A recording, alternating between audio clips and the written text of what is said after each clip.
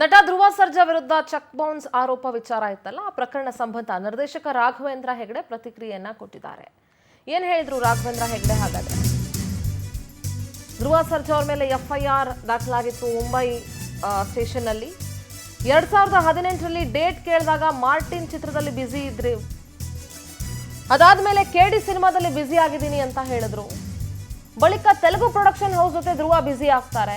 ಅದಾದ್ಮೇಲೆ ನನ್ನ ಸಿನಿಮಾ ಅಂದ್ರೆ ಟೈಮ್ ಜಾಸ್ತಿ ಆಗುತ್ತೆ, ನಾನು 8 ವರ್ಷದಿಂದ ಸಿನಿಮಾ ಮಾಡದೆ ಡಿಪ್ರೆಷನ್ ನಲ್ಲಿದ್ದೀನಿ, ಸಿನಿಮಾಗಾಗಿ ಧ್ರುವ ಸರ್ಜಾಗೆ ನಾನು 3.25 ಕೋಟಿ ರೂಪಾಯಿ ಕೊಟ್ಟಿದ್ದೀನಿ, ಬೇರೆಯವ್ರು ಯಾರಾದ್ರೂ ಇದ್ದಿದ್ರೆ ಸೂಸೈಡ್ ಮಾಡ್ಕೊಳ್ತಾ ಇದ್ರು, ಅಗ್ರಿಮೆಂಟ್ ಪ್ರಕಾರ ಧ್ರುವ ನನ್ನ ಹಣ ನನಗೆ ವಾಪಸ್ ಕೊಟ್ಬಿಡ್ಲಿ ಅಂತ ಪ್ರಕರಣ ಸಂಬಂಧ ನಿರ್ದೇಶಕ ರಾಘವೇಂದ್ರ ಹೆಗಡೆ ಪ್ರತಿಕ್ರಿಯೆ ಕೊಟ್ಟಿದ್ದಾರೆ.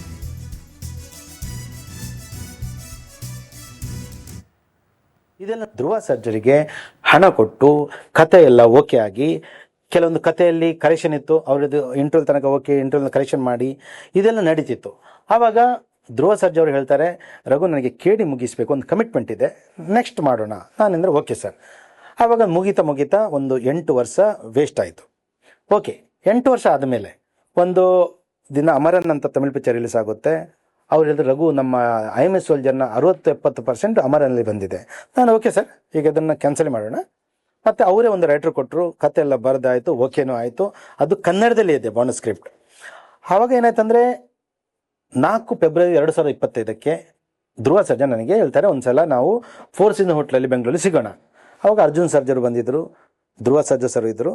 ರಘು ನೀನು ಯಾವ ಮಟ್ಟಕ್ಕೆ ಪಿಕ್ಚರ್ ಮಾಡ್ತೀರಾ? ನಾನು ಹೇಳಿದೆ, ಸರ್ ಚಿತ್ರರಂಗಿಗೆ ಏನು ಬೇಕಂದು ಮಾಡ್ತೀನಿ, ಇಲ್ಲ ನೀವು ಕನ್ನಡ ಸಿನಿಮಾ ಮಾಡ್ತೀರಾ ಅಥವಾ ಪ್ಯಾನ್ ಇಂಡಿಯಾ ಮಾಡ್ತೀರಾ? ನಾನು ಸರ್ ಕನ್ನಡ ಪಿಕ್ಚರ್ ಮಾಡ್ತೀನಿ, ಪ್ಯಾನ್ ಇಂಡಿಯಾ ಮಾಡೋದು ಬೇಡ.